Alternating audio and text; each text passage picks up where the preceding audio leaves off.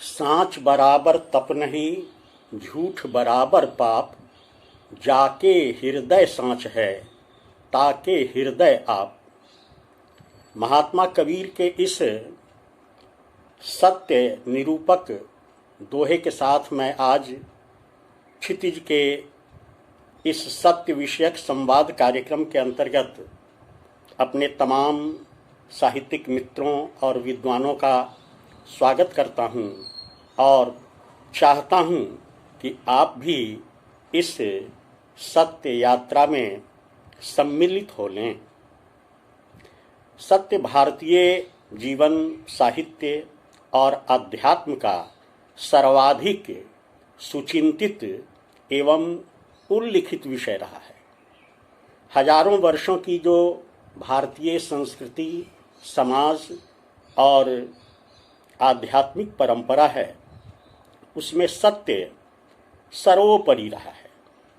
हम जब किसी मंगल कार्य का आरंभ करते हैं तो श्री गणेशाय नमः तो करते ही हैं। हम ऊपर सत्यम शिवम सुंदरम शब्द अंकित करते हैं और जब भी हम अपने कार्य का समापन करते हैं तो अंत में सत्यमेव जयते भी कहना नहीं भूलते हैं। यह सत्य अपने आप में बड़ा ही गूढ़, विस्तृत एवं गहन चिंतन का विषय है। हमारे वेद ग्रंथ और खासकर ऋग्वेद में सर्वप्रथम इस सत्य की जो व्याख्या की गई उसमें कहा गया कि एकम सद विप्रा बहुधा वदंती। सत्य या परम सत्य एक ही है, लेकिन जो विद्वान हैं, जो आचार्य हैं, जो ऋषि हैं, वे उन्हें अलग अलग बताते हैं।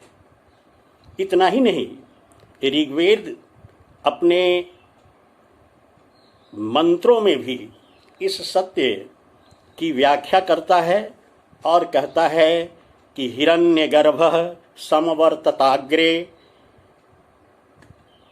जातः हिरण्यगर्भः समवर्तताग्रे भूतस्य जातः पतिरेक आसीत् सदाधार पृथ्वीं वामुस्तेमां कस्मै देवाय हविषा विधेयम्। कहना कि सृष्टि के आदि में था हिरण्यगर्भ ही, केवल जो सभी प्राणियों का प्रकट अधीश्वर था, वही धारण करता है पृथ्वी और अंतरिक्ष को। आओ हम उस परम देव की उपासना करें, अपनी हवि उन्हें समर्पित करें। तो इस रूप में हमारा ऋग्वेद सत्य को प्रकाशमय मानता है, हिरण्यगर्भ मानता है और उसी से संपूर्ण सृष्टि का समायोजन मानता है। वहाँ से उपनिषदों का युग शुरू होता है और उपनिषदों में ईशावास्योपनिषद जो है वह कहता है कि हिरण्यमेन पात्रेण सत्यस्यापि हितं मुखम। यानी सत्य जो है वह हिरण्यमय पात्र के द्वारा, सत्य के मुख को हिरण्य पात्र के द्वारा, स्वर्ण पात्र के द्वारा ढक दिया गया है। यानी सत्य प्रकट होते हुए भी हिरण्य पात्र से ढका हुआ है। हम जानते हैं कि एथेंस का सत्यार्थी वह सत्य के दर्शन करना चाहता था, प्रत्यक्षीकरण करना चाहता था और इस क्रम में उसकी जिद अंतिम क्षण पर पहुंची और जब सत्य के सामने से पर्दा हटाया गया तो उसकी आंखें चौंधिया ही नहीं गई, बल्कि उसकी आंखों की ज्योति चली गई, यानी वह अंधा हो गया। कहना यह है कि सत्य को जानना, समझना अलग बात है, लेकिन सत्य का साक्षात्कार करना अपने आप में बहुत ही कठिन कार्य है। वाल्मीकि रामायण में महाकवि वाल्मीकि कहते हैं कि सततः पुरुषः राजनः सुलभा पुरुषः राजनम सततम प्रियवादिनम अप्रियस्य च सत्यस्य वक्ता श्रोता च दुर्लभ। तो अप्रिय सत्य प्रिय वचन सुनने वाले तो बहुत लोग हैं, लेकिन अप्रिय सत्य को सुनने वाले कम ही लोग होते हैं। तो इस प्रकार हम देखते हैं कि वैदिक काल से लेकर इस सत्य के अन्वेषण की धारा निरंतर आगे बढ़ती रही है। इसी क्रम में हम पाते हैं कि महाभारत काल में भीष्म के द्वारा सत्य के स्वरूपों का, लक्षणों का निरूपण किया जाता है। इसी काल में विदुर के द्वारा विदुर नीति के अंतर्गत सत्य का अनुसंधान होता है। और यहाँ तक कि रीतिकालीन कवि बिहारी लाल भी कहते हैं कि जप माला छापा तिलक सरय न एक काम, मन कांचे नाचे वृथा सांचे राचे राम। यानी ईश्वर जो हैं, राम जो हैं, वह सत्य में ही प्राप्त होते हैं। ईशोपनिषद का एक प्रसिद्ध मंत्र है कि ईशावास्यमिदं सर्वं यत् किंचिन जगत्याम जगत तेन त्यक्तेन भुंजिथा मां मुग्धः कश्चित् धनम। यानी जड़ चेतन प्राणियों वाली यह समस्त सृष्टि परमात्मा से व्याप्त है। मनुष्य इसके पदार्थों का आवश्यकता अनुसार भोग करे, परंतु यह सब मेरा है के भाव से नहीं। यानी प्रकृति ने जो प्रदान किया है वह उसका भोग मनुष्य तो कर सकता है, लेकिन उसमें ममत्व का भाव नहीं होना चाहिए। इस महाभारत काल में विदुर जैसे एक नीतिज्ञ पुरुष हुए और विदुर नीति नाम से या महाभारत में उन्होंने जो जीवन के संबंध में, सत्य के संबंध में, सत्य की चर्चा के संबंध में जो बातें कही हैं वे बहुत ही महत्वपूर्ण हैं और ध्यान देने योग्य हैं। उन्होंने कहा कि सत्येन रक्षते धर्मो विद्याभ्यासेन रक्षते मृजया रक्षते रूपं कुलं वृत्तेन रक्षते। यानी धर्म का रक्षण सत्य से, विद्या का अभ्यास से, रूप का रक्षण सफाई से और कुल का रक्षण आचरण करने से होता है। फिर कहा कि सत्य न धार्यते पृथ्वी सत्य न तप्ते रवि सत्य न वायवो वान्ति सर्वं सत्य प्रतिष्ठितम। यानी पृथ्वी सत्य से ही टिकी हुई है, पृथ्वी सत्य से ही धारण है, सत्य से ही सूर्य तपता है, सत्य से ही पवन चलता है और सब सत्य पर आधारित हैं। यानी यह संपूर्ण सृष्टि सत्य आधारित है। मनुस्मृति में मनु ने कहा कि सत्यम ब्रूयात प्रियम ब्रूयात न ब्रूयात सत्यम अप्रियम। यानी सत्य बोलो, प्रिय बोलो, लेकिन अप्रिय सत्य नहीं बोलो। यानी सत्य सुनना, बोलना और सहना दोनों कठिन है। इसलिए सत्य को माना गया है कि यह अगर प्रकट हो जाए सामने तो आदमी उसके सामने अंधा हो जाता है। यही कारण है कि सत्य को स्वर्ण कलश के ढक्कन के भीतर रखा जाता है या वह उसके भीतर है। और कहना यह भी है कि वह प्रकाशमान है, वह परम तत्व है, वह अविनाशी है। हम अपने यहाँ कहते हैं कि सत्यम शिवम सुंदरम। तो सत्य जो है वह सदा प्रकाश स्वरूप है, वह अनश्वर है, वह कभी घटता नहीं है। शिव जो है वह कल्याणकारी है और सुंदरम जो है जीवन में व्यवस्था, आकर्षण और रुचि पैदा करता है।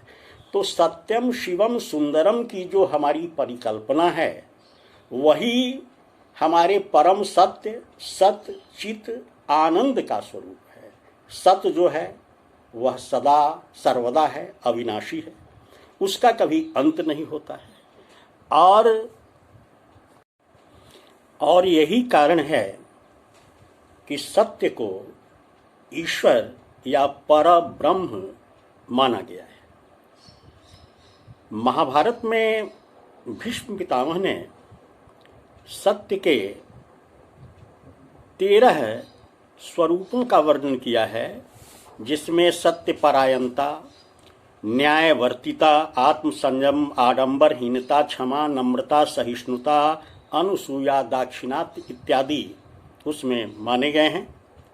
मनु ने धर्म के जो 10 लक्षण निर्देशित किए हैं, उन 10 लक्षणों में भी अहिंसा, सत्य, अस्तेय, शुद्धि आदि महत्वपूर्ण हैं। सत्य के विषय में बौद्ध धर्म में भी माना गया है कि झूठ बोलना, पर निंदा करना, गाली देना, निष्प्रयोजन बकवास करना आदि असत्य है। इसलिए ये सब सत्य के विपरीत होते हैं। फिर सिख धर्म कहता है कि सच और झूठ की टक्कर ऐसी है जिसमें बराबर झूठ पराजित होता है। यही कारण है कि हम सत्यमेव जयते कहते हैं, यानी सत्य की अंतिम विजय होती है। यह सच है कि सच परेशान हो सकता है, कुछ समय के लिए वो भटक जा सकता है, लेकिन अंततः वह विजयी होता है, पराजित नहीं होता है। भारत में ऐसे अनेक महापुरुष हैं जो सत्य की रक्षा के लिए अपने प्राणों की बलि तक दे गए। राजा हरिश्चंद्र ने सत्य की रक्षा के लिए अपना राजपाट छोड़ दिया। मर्यादा पुरुषोत्तम राम ने अपने पिता के वचन को सत्य सिद्ध करने के लिए अपना राज त्याग कर वनवास चले गए। इस तरह के असंख्य लोग हैं संपूर्ण भारतीय जीवन में जिन्होंने इस सत्य की रक्षा के लिए अपने प्राणों की बलि दे दी। आधुनिक युग में जो सत्य के संबंध में सर्वाधिक सजग रहने वाले व्यक्ति थे वो राष्ट्रपिता महात्मा गांधी थे। उन्होंने जो वैदिक काल से सत्य की परंपरा थी, जो अहिंसा की परंपरा थी, जो धर्म की परंपरा थी, उसे ही अपने जीवन में उतारने का प्रयास किया। उन्होंने कहा कि मैंने इन चीज़ों का कोई नया आविष्कार नहीं किया है, ये सारी चीज़ें भारतीय जीवन में और शास्त्रों में प्रारंभ से ही रही हैं। हमने सिर्फ उन्हें अपने जीवन में उतारने का प्रयास किया है। इसीलिए गांधी ने सत्याग्रह आंदोलन का शुभारंभ किया और उन्होंने जो अपनी आत्मकथा लिखी, अंग्रेजी में जिसका नाम है एक्सपेरिमेंट विथ ट्रुथ और हिंदी में है सत्य के प्रयोग, तो उन्होंने माना कि सत्य जो है वह ईश्वर स्वरूप है और यह भी कहा कि हर व्यक्ति का अलग अलग सत्य हो सकता है, यानी आत्मा को जो उचित लगता है वह सत्य है, लेकिन कोई जरूरी नहीं है कि वह परम सत्य है। परम सत्य के होने के लिए उसे सार्वभौमिक होना होगा और जो सार्वभौमिक नहीं होगा वह परम सत्य नहीं होगा। जैसे सूर्य का उगना, चांद का निकलना, तारों का टिमटिमाना, हवा का चलना, पृथ्वी का अपनी धुरी पर परिक्रमा करना, ये सारे शाश्वत हैं, ये परम हैं, ये परम सत्य है। और इनके द्वारा हम उस ईश्वरीय सत्ता का ही आभास पाते हैं या उसका संकेत पाते हैं। तो वह परम सत्ता यानी सत्य स्वरूप जो है वह जड़ चेतन सब में परिव्याप्त है। महात्मा गांधी के विषय में कहा जाता है कि वे तो सत्य के लिए अपनी जान की बाजी तक लगाने को तैयार होते थे और सत्याग्रह के द्वारा ही उन्होंने भारत से पराधीनता का अंत कराया अंग्रेज़ों का पलायन हुआ। गांधी जी के अनुसार विभिन्न परिस्थितियों में रहते हुए लोगों की अंतरात्मा की आवाज़ एक दूसरे से भिन्न हो सकती है, पर वह सत्य है, चरम सत्य नहीं है। गांधी जी के अनुसार सत्य केवल शब्दों में, वचन से प्रकट नहीं होता, बल्कि सत्य के लिए आचरण होना अनिवार्य है। यानी बिना आचरण के सत्य का साक्षात्कार नहीं हो सकता। तो इस रूप में गांधी जी ने सत्य का अपने जीवन में प्रयोग किया, और इतना ही नहीं, वे सत्य को ईश्वर स्वरूप भी मानने लगे और यहाँ तक कहा कि सत्य ही ईश्वर है। पहले तो वे ईश्वर को सत्य कहते थे, लेकिन ऐसा भी है कि बहुत लोग हैं जो ईश्वर की सत्ता में विश्वास नहीं करते, वे नकारात्मक दृष्टि रखते हैं, लेकिन सत्य के विषय में कोई भी नकारात्मक दृष्टि नहीं होती। यानी सूरज का उगना सत्य है तो उसे कोई नकार तो नहीं सकता, उसी प्रकार हवा का चलना सत्य है तो उसे कोई नकार तो नहीं सकता। हाँ, इस सब के पीछे जो परम सत्य है वह अपने आप में संपूर्ण सृष्टि का नियामक होता है। जायसी कवि भी कहते हैं कि राजय कहा सत्य कहु सुआ, बिन सत जन सेंवर कर भुआ। यानी सत्य के बिना जो जीवन है वह सेमल के उस भुए के समान है, रुई के समान है, जो हवा में आकाश में उड़ जाता है। होई मुख रात सत्य के बाता, जहां सत्य तह धर्म संधाता। यानी जहां पर सत्य होगा वहीं पर धर्म का आचरण होगा, या वहीं पर ईश्वर का निवास होगा। महाकवि तुलसी, जो राम के परम भक्त थे, विष्णु के परम भक्त थे, उन्होंने कहा कि धर्म न दूसर सत्य समाना। यानी सत्य के समान दूसरा कोई धर्म नहीं है। आगम निगम पुराण बखाना। यानी आगम निगम पुराणों में उल्लेख है कि सत्य ही है जो संपूर्ण सृष्टि को धारण किए हुआ है।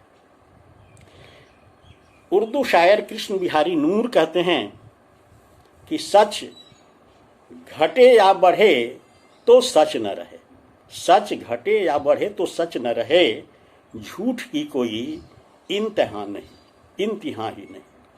यानी सत्य में किसी प्रकार की मिलावट नहीं हो सकती।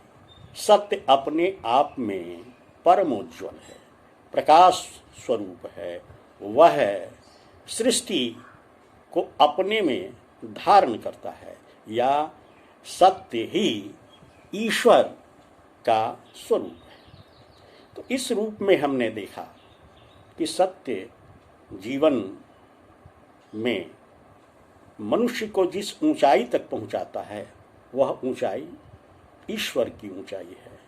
यानी जितने भी महापुरुष इस धरती पर हुए, उन्होंने सत्य को अपने जीवन का आधार बनाया, अपने व्यवहार में, आचार में, विचार में, सब में उसको स्थान दिया, और फिर वे मनुष्य से महान बने, महात्मा बने और ईश्वरीय प्रतीक बन गए। तो सत्य ही ईश्वर है। सत्यमेव जयते, सत्यम शिवम सुंदरम। ये जो सारे वाक्य हम जीवन में सुनते हैं, ये उस सत्य को ही प्रतिष्ठित करने के उपाय हैं। मैं क्षितिज का आभारी हूँ जिसने इतने ही गूढ़ विषय को अपनी चर्चा का विषय बनाया है और इसके लिए मुझे आमंत्रित किया। मैं अपने तमाम साहित्यिक मित्रों का भी अभिवादन करते हुए विदा लेना चाहता हूँ कि आप भी जिंदगी में इस सत्य को प्रमुखता दें और सत्यवादी बनने का प्रयास करें, तो जीवन की जय होगी और सत्य सदा विजयी होता रहेगा। बहुत बहुत आभार, बहुत बहुत धन्यवाद।